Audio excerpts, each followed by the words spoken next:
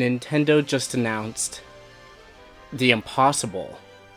After 20 years and 3.5 botched sequels, we're finally returning to Paper Mario the Thousand Year Door. By all means, this game should not exist. It's against Miyamoto's will, it's against Nintendo's will, and it was in Arlo's will, so it would surely never happen. Except, as we've just seen, it's happening. But now that it is real, what in the coops does it mean? I'm gonna say that it means the Switch is dead. Now, I know people aren't gonna be happy to hear that. Maybe because I've already said it for Mario Wonder. But this time, it's more true. Whether you want to admit it or not, the Switch 2 is coming soon. Now, you might say, ooh, but it's coming in fall 2024. That's a whole year away. But fall 2024 is soon. The console will probably be announced by March or April and release a few months after that. If you put that into perspective, the major games we've gotten between now and last September were, in order, Splatoon 3, Mario & Rabbids, Bayonetta, Pokemon Scarlet and Violet, Fire Emblem Engage, Metroid Prime Remastered, Kirby's Return to Dreamland, Tears of the Kingdom, Thou Shalt Not Be Named, and Pikmin 4. Looking at the games a single person would be interested, since not everyone's going to be interested in all of those, that's only 3 or 4 games. So seeing it from the lens of Nintendo releases, we're only a Mario Wonder and a Luigi's Mansion away from the Switch 2. So why is Paper Mario the end of the Switch? For the past few years of the Switch, we've been looking at new game after new game after new game, and it's incredible.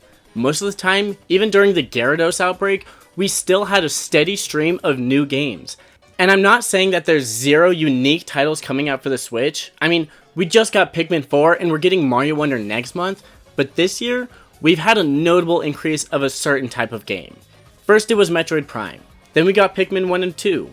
In the next direct, we got a slew of remakes and remasters with Mario RPG and Luigi's Mansion 2. And at last, we're getting Mario vs. Donkey Kong. Oh yeah, and Paper Mario the Thousand Year Door.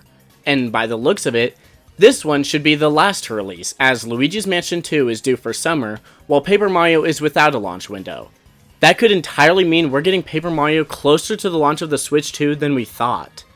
Maybe even a cross-release launch title. This stretch of remakes and remasters is clearly preparing for the launch of the Switch 2. You shouldn't leave your console behind with no releases for a year.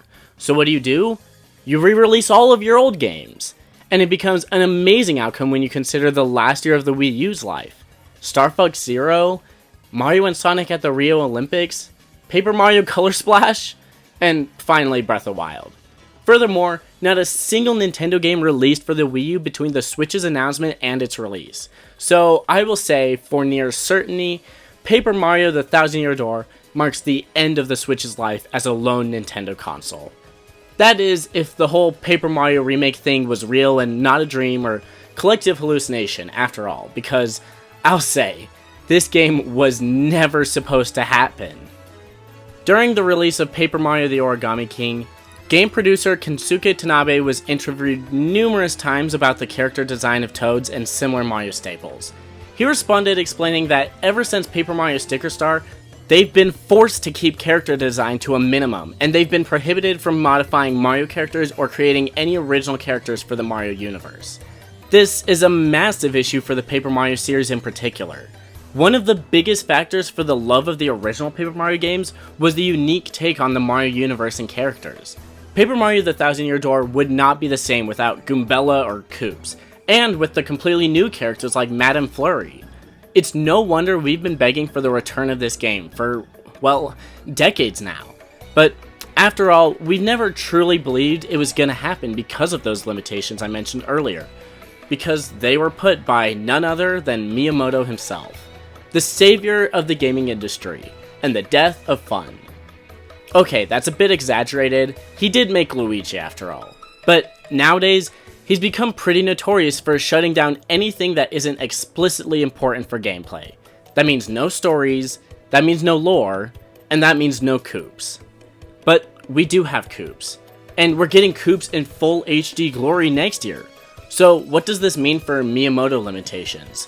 What does this mean for our precious Luigi? Okay, right there I was going to talk about the possibility of getting more Paper Mario games in the style of the first two, RPG and character-wise, but I think we need to talk about Paper Luigi and the Marvelous Compass, alongside his adventure to the Waffle Kingdom. In case you've never heard of this, during Paper Mario the Thousand-Year Door, you can often meet up with Luigi, who's actually going on an adventure of his own throughout Mario's campaign. He brings along his own partners, and we hear little bits and pieces about his epic adventure to rescue Princess Eclair. I shouldn't ask this since it's crazy enough we're kidding the Thousand-Year Door, but imagine how incredible it would be if we also got a side campaign of Paper Luigi. It's pretty much impossible to happen, and honestly, it might remove some of the charm of the original game because we had zero clue of what was happening with Luigi, but hey, a man can dream. Now, let's bring this all the way back to the end of the Switch. I have full confidence that Paper Mario will be the last major title for the Switch. Mario Wonder and Princess Peach Showtime will be the last original games, but I have full faith that Paper Mario the Thousand-Year Door will be one of the final titles. With all these remakes and remasters releasing, it's clear that Nintendo is reserving their new games for the new console. And who wouldn't want this? We're finally gonna play Mario RPG and Paper Mario in full HD, and then just a few months later, play a brand new 3D Mario, and maybe even Metroid Prime 4 if Nintendo's feeling frisky enough.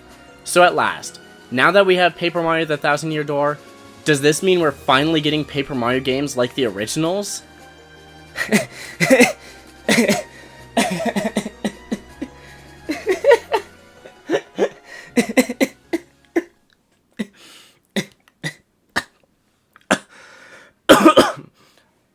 No. Eat the right amount of daily calories, and as always, keep cool. Bye!